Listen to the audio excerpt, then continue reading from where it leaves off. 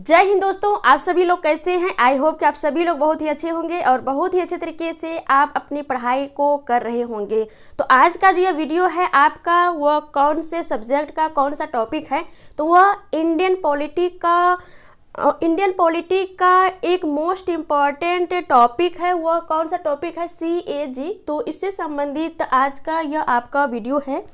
यह वीडियो जो है आपके आने वाले किसी भी एग्जाम्स के लिए जो बहुत ही बेनिफिशियल रहने वाले हैं, इसीलिए इस वीडियो में हमारे साथ शुरू से लेकर के अंत तक बने रहेंगे। ओके, CAG का फुल फॉर्म क्या होता है, तो कंप्ट्रोलर ऑडिटर जनरल होता है, जिसको कि हम लोग हिंदी में महानियंत्रक लेखा परीक्षक के नाम से भी जानते हैं।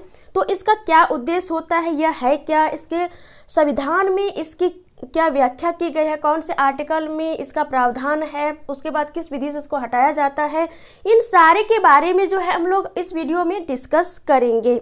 ओके, तो चलिए हम लोग डिस्कस करते हैं CAG के बारे में।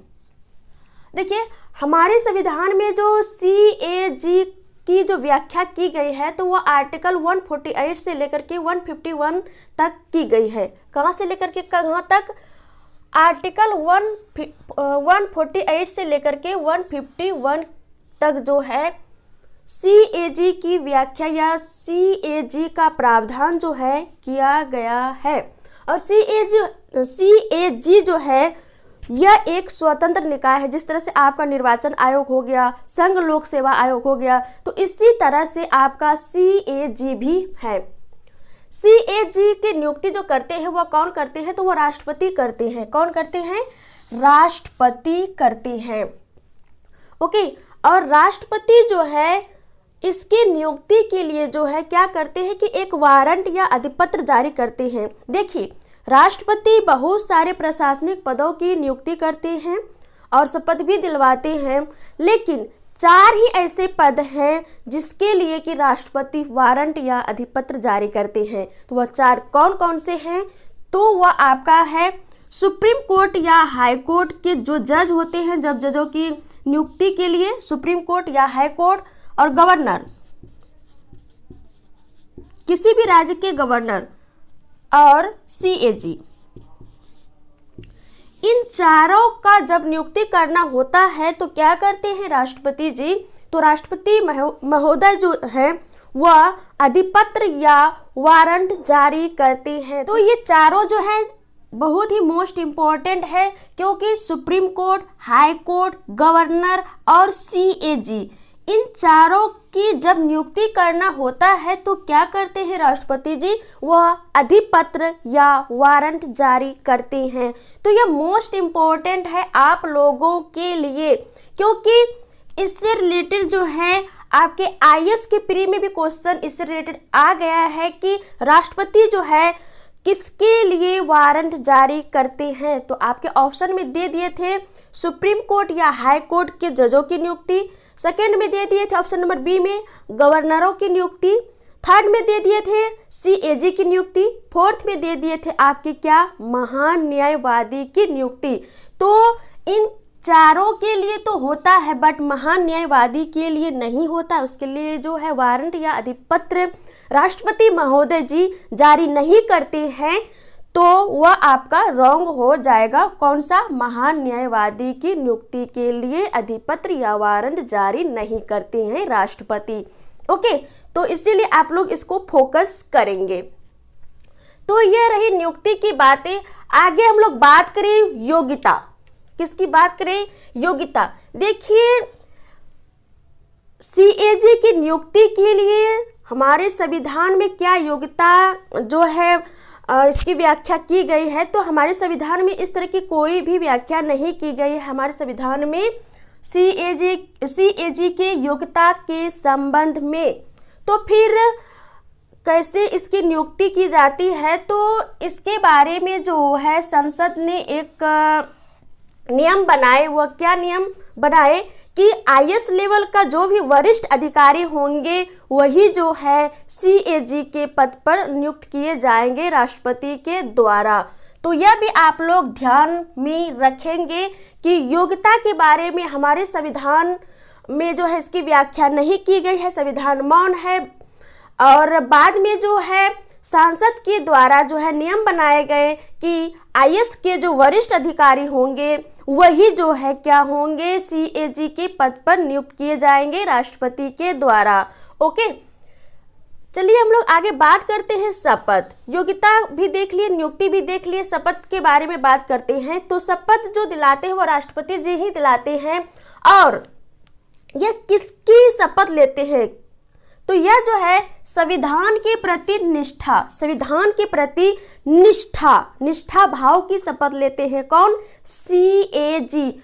और संविधान के प्रति निष्ठा की जो शपथ लेते हैं तो यह अनुसूची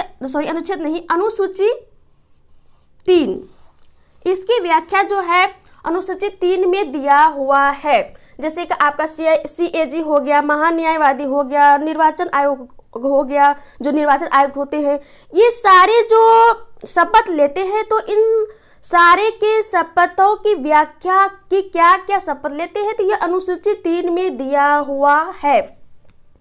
तो इसको आप लोग ध्यान में रखेंगे। ओके, आगे बढ़ते हैं। आगे की बात करें कार्यकाल, इसका जो टेन्योर होता है वो कितने साल या कितने वर्षों का होता है। तो इसका जो टेन्योर होता है तो इसके बारे में भी हमारे संविधान में व्याख्या नहीं की गई है, संविधान इसके लिए मौन है। और आगे चल कर के जो है सांसद जो है फिक्स किए हैं कि इसका टेन्योर क्या होगा। तो 6 ईयर या उसकी उम्र 65 वर्ष। देखिए यहाँ पे समझने की बात है कि या तो वह 6 वर्ष के लिए टेन्योर में रही, 6 वर्ष के बीच में मान लीजिए कि उस सीएजी जो कि पद पर है उसकी आयु 65 वर्ष पूरी हो चुकी हो, इसी के बीच में मान लीजिए 3 ईयर ही वह वर्क किए, अपने पद पर बने रहे, इसी समय ही इसका जो है 65 वर्ष पूरा हो चुका है तो क्या हो जाएंगे, वह जो है रिटायर हो जाएंगे। तो ये जो है उसका टेन्योर रहा। और कार्य की बात करें, देखिए यहाँ पे मोस्ट इंपॉर्टेंट है कार्य। इसका क्या कार्य होता है? तो भारत सरकार के जो भी लेखा जोखा होते हैं तो उसका जांच करते हैं, जांच व परीक्षण करते हैं। इसके साथ ही साथ जो है जो राज्य सरकार का जो लेखांकन और जो जांच परीक्षण होता है वह दोनों कार्य करते हैं। ओके, कौन? सीएजी। और आइए हम लोग यहाँ पे थोड़ा डिटेल से यहाँ पे एनालिसिस करते हैं कि क्या जब सीएजी की व्यवस्था हमारे संविधान में की गई थी क्या तभी से वह भारत सरकार का केवल ऑडिटिंग का कार्य करते हैं कि उसके बाद से कर रहे हैं। देखिए 1950 हमारा संविधान कब लागू हुआ? बना तो वैसे 26 नवंबर 1949 को ही आंशिक रूप से कुछ लागू हुआ और बाद में 26 जनवरी 1950 को पूर्ण रूप से हमारा संविधान लागू हुआ। तो उसी समय से लेकर के जो है 1976 तक जब हमारा संविधान लागू हुआ तो उस समय से लेकर के 1976 तक इस समय में सीएजी ही जो है भारत सरकार का जो भी लेखांकन का कार्य हो, लेखांकन से तात्पर्य हमारा यह हो गया अकाउंटिंग से तात्पर्य बात करें या इसके मीनिंग की बात करें, लेखांकन का अर्थ यह हो गया कि भारत सरकार जो भी धन खर्च करते हैं, जैसे कि संचित निधि आपका हो गया, तो संचित निधि में किसके पैसे होते हैं? तो वह भारत की जनता का पैसा होता है और उस पैसे को भारत सरकार जो है एक न्यास या ट्रस्टी के रूप में खर्च करते हैं। तो जब वो ट्रस्टी के रूप में खर्च कर रहे हैं तो उसको कोई देखने वाला तो होना चाहिए कि वह कहाँ पे रुपया लगा रहे हैं और उसके बाद लगा रहे हैं तो कितना लगा रहे हैं, कहीं ऐसा तो नहीं लगा रहे हैं इतना लेकिन वह दिखा रहे हैं इतना। तो उसका कोई लेखा जोखा करने वाला होना चाहिए। उसके बाद जब लेखा जोखा कर लेते हैं तो उसका कोई जांच करने वाला तो होना चाहिए। तो ये कार्य जो करते थे वह कौन करते थे? सीएजी करते थे। कौन? सीएजी, महानियंत्रक व लेखा परीक्षक। देखिए भारत सरकार के लेखांकन प्लस लेखा परीक्षण,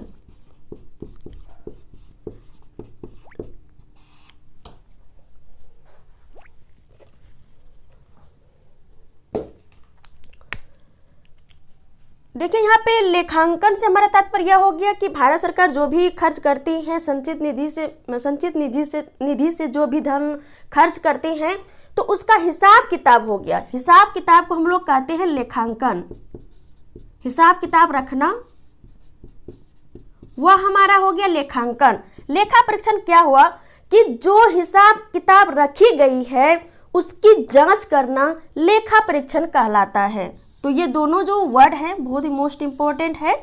लेखांकन क्या हो गया आपका हिसाब किताब रखना, जो भी सरकार धन खर्च कर रही है उस हिसाब किताब का जांच करना वह हमारा क्या कहलाता है, तो वह जो हमारा लेखा परीक्षण कहलाता है। तो इतने समय में 1950 से लेकर के 1976 के बीच ये दोनों कार्य भारत सरकार के कौन करते थे, तो CAG ही करते थे। इसके साथ ही साथ हमारे देश में जितने भी स्टेट हैं, उसके बाद केंद्र शासित जो भी राज्य हैं, तो वहाँ के जो भी लेखांकन प्लस लेखा परीक्षण का कार्य होता था और अभी होता रहा है या होता है, तो उसके जो देखभाल करते हैं लेखांकन प्लस लेखा परीक्षण करते हैं वह कौन करते हैं, CAG। तो 1976 तक तो यह भारत सरकार के लिए भी रहा, लेकिन 1976 के बाद क्या हो गया कि एक ही व्यक्ति CAG के पद पर एक ही व्यक्ति बना हुआ जो है वह बना हुआ उस समय भी है रहता था और अभी भी है। तो एक ही व्यक्ति भारत सरकार के लेखांकन का कार्य भी, लेखा परीक्षण का भी कार्य देखना, उसके बाद फिर राज्यों का लेखांकन का कार्य भी, फिर लेखा परीक्षण का कार्य, इसके ऊपर भी एक तरह से बर्डन सा हो गया। और यहाँ पे एक बातें यह भी प्रश्न उठने लगी CAG के ऊपर, या जो भी सिस्टम जो भी व्यवस्था की गई थी कि एक ही व्यक्ति, जो व्यक्ति सरकार के धन का हिसाब किताब रखती है वही व्यक्ति यह जांच करती है कि कहाँ कहाँ पर जो है यह धन को खर्च किए हैं। तो कहीं ना कहीं एक संदिग्ध भावना से देखा जाने लगा, यह प्रश्न उठने लगा कि एक ही व्यक्ति हिसाब किताब भी करता है और वही व्यक्ति यह देखता है कि हिसाब किताब को वही व्यक्ति फिर देखता है। तो एक तरह संदिग्ध भावना पैदा होने लगी और इसके साथ ही साथ जो है प्रश्न, ये बहुत सारे प्रश्न उठने लगे। तो इसी को देखते हुए क्या किया गया 1976 के बाद कि भारत सरकार के जो भी हिसाब किताब, भारत सरकार जो भी धन खर्च करते थे तो उसको देखने का हिसाब किताब जो है कोई और व्यक्ति को सौंपा गया। तो वह और व्यक्ति कौन बने, तो किसको बनाया गया, तो वह CGA। कौन, CGA, जिसको हम लोग महालेखाकार के नाम से भी जानते हैं, CGA को। और इसका यदि हम लोग फुल फॉर्म की बात करें तो क्या हो जाता है, controller general of accounts. CGA का फुल फॉर्म हमारा यही हो जाता है। और यदि हम लोग हिंदी में बात करें तो इसका अर्थ होता है महालेखाकार। तो 1976 के बाद जो है लेखांकन का कार्य किसको दे दिया गया, CGA को। और लेखा परीक्षण का कार्य जो है वो किसके पास रहा, CAG के पास ही रहा। तो ये जो रहा आपके भारत सरकार के संदर्भ में। लेकिन राज्य सरकार के संदर्भ में बात करें तो 1950 से लेकर 1976 के बीच तो यही दोनों चीज देखते थे, लेखांकन प्लस लेखा परीक्षण। लेकिन उसके बाद भी जो है राज्य सरकार के जो भी लेखांकन प्लस लेखा परीक्षण का जो कार्य है उसके बाद भी यही देख रहे हैं। ओके। और ऐसा नहीं है कि CAG एक व्यक्ति है तो सारे जो कार्य है यही करते हैं, तो एक व्यक्ति तो कर नहीं सकते। इसके नीचे जो है बहुत सारे जो होते हैं पदाधिकारी होते हैं, उसके बाद उसके नीचे बहुत सारे अधीनस्थ होते हैं और इस तरह से मिलजुल करके कार्य करते हैं। लेकिन हेड जो मेन जो होता है वह CAG ही होता है। ओके। तो ये रहा इसका मुख्य कार्य, किसका, CAG का। आगे चलिए हम लोग यह बात करते हैं कि इसको जो हटाते हैं, मान लीजिए कि इसको किसी भी तरह का इसके ऊपर किसी भी तरह से मान लीजिए भ्रष्टाचार का आरोप लग गया, कुछ लग गया, तो मान लीजिए कि इसको हटाया जाना है, तो किस विधि से इसको हटाया जाएगा, तो जिस विधि के सुप्रीम कोर्ट या हाई कोर्ट के जजों को हटाया जाता है उसी विधि से जो है CAG को हटाया जाता है। तो वह कौन सी विधि होते हैं सुप्रीम कोर्ट एवं हाई कोर्ट के जजों को हटाने की, तो वह जो होता है एक न्यायिक अधिनियम बना था, न्यायिक जजेस अधिनियम बना था 1968 में।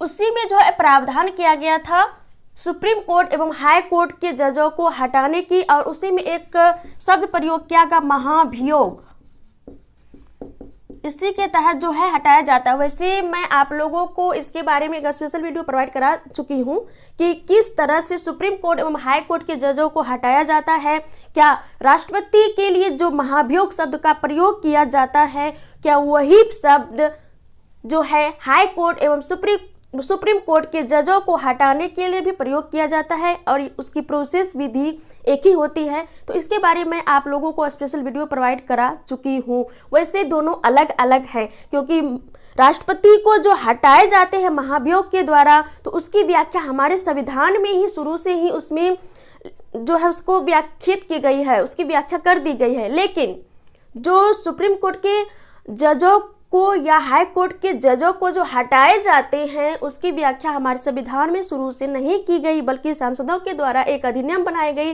न्यायिक जजेस अधिनियम 1968, और उसी में एक शब्द का प्रयोग हुआ महाभियोग। उसी के तहत जो है सुप्रीम कोर्ट एवं जो है हाई कोर्ट के जजों को हटाया जाता है।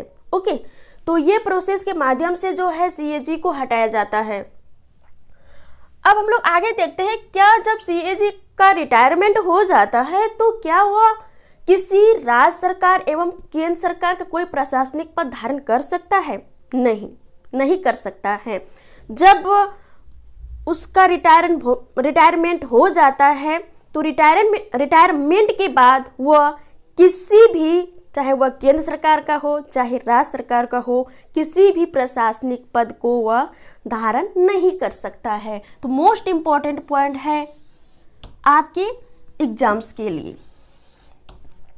देखिए, ये सारे जो पॉइंट है, चाहे आपके किसी भी एग्जाम्स का पीटी हो या मेंस भी लिखने के क्रम में यदि आपको सीएजी के बारे में पूछा जाए, तो आप यदि ये सारे फैक्ट को वहाँ पे अपने आंसर में पुट करेंगे तो बहुत ही अच्छा आपका आंसर, बहुत ही हाई लेवल का जो आपका आंसर बन जाएगा। तो ये रहा बहुत ही मोस्ट इम्पोर्टेंट पॉइंट है। आगे हम लोग बात करते हैं अनुच्छेद 100 यहाँ पे 50 होगा। देखिए, अनुच्छेद 148 के तहत ये सारे जो है प्रावधान किए गए हैं, और अनुच्छेद 150 में क्या प्रावधान किए गए हैं तो चलिए हम लोग देख लेते हैं। अनुच्छेद 150 में यह प्रावधान किए गए हैं कि जो भी लेखा जोखा का प्रारूप होगा, देखिए लेखा जोखा का मतलब हो गया कि जैसे कि आपका भारत केंद्र सरकार है, तो केंद्र सरकार जो अभी रुपये संचित निधि से खर्च कर रहे हैं, तो उसको जो खर्च कर रहे हैं तो उसका हिसाब किताब का तो एक प्रारूप तो होना चाहिए कि कहाँ पर जो है वह रुपये लगाएंगे। तो उस प्रारूप को तैयार जो करते हैं वह कौन करते हैं? राष्ट्रपति जी करते हैं।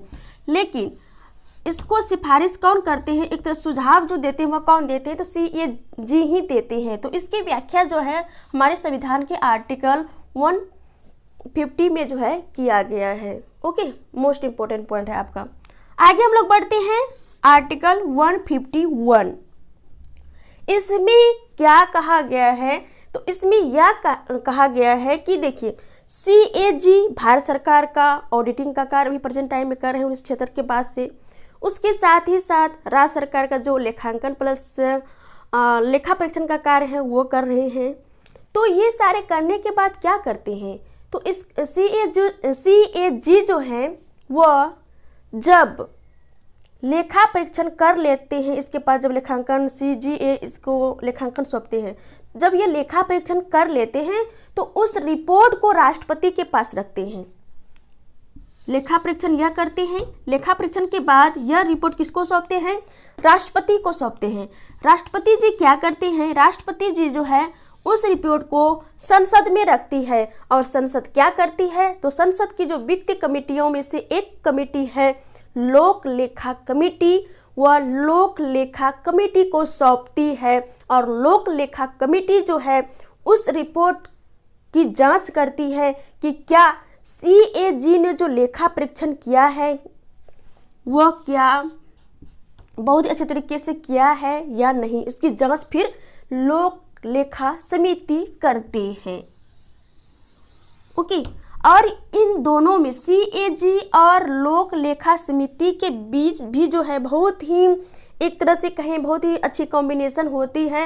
वह किस आधार पे होती है, जैसे कि लोक लेखा समिति जब इस रिपोर्ट को जांच करती है तो कुछ ऐसे वहाँ पे टेक्निकल वर्ड आ जाते हैं जिसको कि थोड़ा समझने में लगता है कि लोक लेखा समिति को प्रॉब्लम हो रही है, तब वह किसकी सहायता लेते हैं, तो CAG की सहायता लेते हैं। तो इस आधार पे यहाँ पे देखें तो इन दोनों के बीच बहुत ही अच्छे जो है कॉम्बिनेशन इस तरह से कह सकते हैं, बहुत ही अच्छे यहाँ पे जो है होते हैं इसके बीच। और यहाँ पे हम लोग लोक लेखा समिति के बारे में यहाँ पे देखें तो थोड़ा हम लोग लोक लेखा समिति के बारे में भी डिस्कस कर लेते हैं। तो लोक लेखा समिति जो होते हैं यह एक वित्तीय समितियाँ हैं और अस्थायी वित्तीय समितियाँ हैं किसकी, संसद की। और इसके कुल कितने मेंबर होते हैं, तो 22 मेंबर होते हैं। इनमें से 15 जो है वह लोकसभा के होते हैं और 7 जो होते हैं वह राज्यसभा के होते हैं। और इसका टेन्योर जो होता है 1 ईयर का होता है।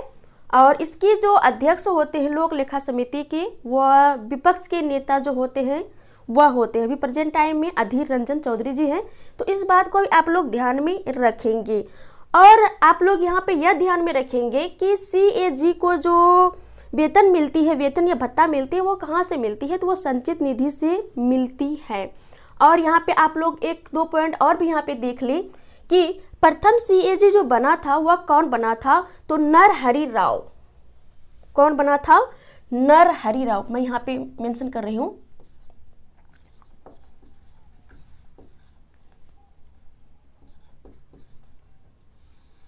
नरहरि राव। और अभी प्रेजेंट टाइम में कौन है, तो श्री गिरीश मुर्मू जी हैं। तो इसको भी आप लोग ध्यान में रखेंगे। तो ये रहा आप लोगों के लिए CAG से रिलेटेड जो भी मोस्ट इम्पॉर्टेंट फैक्ट थे। वैसे मैं आप लोगों को ज़्यादा से ज़्यादा यहाँ पे फैक्ट देने की फैक्ट को प्रोवाइड कराने की प्रयास करी हूँ। और मेरी तरफ से पूरी कोशिश रहती है कि जो भी टॉपिक मैं लूँ उस टॉपिक से रिलेटेड ज़्यादा से ज़्यादा आप लोगों को फैक्ट प्रोवाइड कराऊं, ताकि आप लोगों को चाहे आप इस टॉपिक से रिलेटेड यदि क्वेश्चन PT में आए तो उसको भी बहुत अच्छे तरीके से हैंडल करें, मेंस में आए तो उसको भी बहुत ही सब्जेक्टिव तरीके से आप लोग बहुत ही अच्छे तरीके से अपने आंसर को हाई लेवल में पुट कर पाएँ। और यदि इंटरव्यू में आए तो वहाँ पर भी जो है आप इससे रिलेटेड जो भी क्वेश्चन मेंबर के द्वारा इंटरव्यू बोर्ड के मेंबर के द्वारा पूछे जाए उसको आप हैंडल कर पाएँ। तो आई होप कि वीडियो आप लोगों को पसंद आए होंगे। और यदि पसंद आए इस वीडियो को लाइक करें और ज़्यादा से ज़्यादा फ्रेंड्स के पास इसको शेयर करें। और अभी तक आप इस फैमिली नए सदस्य हैं तो इस फैमिली सदस्य बनने के लिए इस चैनल को सब्सक्राइब करें। तो चलिए फिर मिलते हैं आपके नेक्स्ट वीडियो में, तब तक के लिए जय हिंद, जय भारत।